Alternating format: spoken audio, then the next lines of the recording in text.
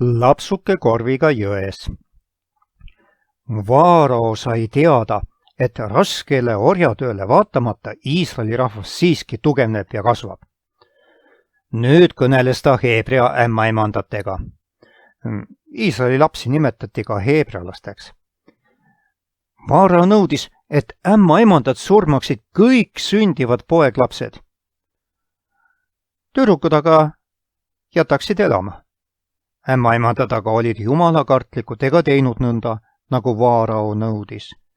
Kui Vaarao neilt selle kohta aru päris, ütlesid nad, et Iisraeli naised on harilikult siis juba sünnitanud, kui nemad kohale jõuavad, ning nemad ei saa sinna midagi parata, kui poeglapsed elama jäävad.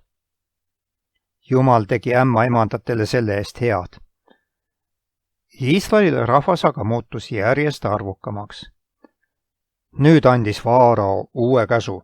Kõik poeglapsed, kes sünnivad, peate vette viskama. Kõik tütarlapsed võite jätta elama.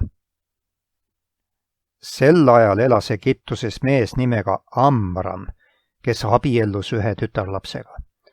Mõlemad kuulusid Leevi suguharru.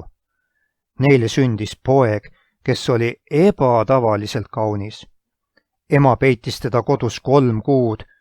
Kui laps nii suureks kasvas, et teda ei olnud võimalik enam varjata, võttis ema pilliroost laeka, pigitas selle maapigi ja vaiguga, pani sellesse lapse ja asetas Niiluse jõe äärde kõrkjatesse. Poisiõde Mirjam seisis eemal ning jälgis, mis lapsest edasi saab. See on kirjas 2. Moosese raamatu 1. ja 2. peatükis.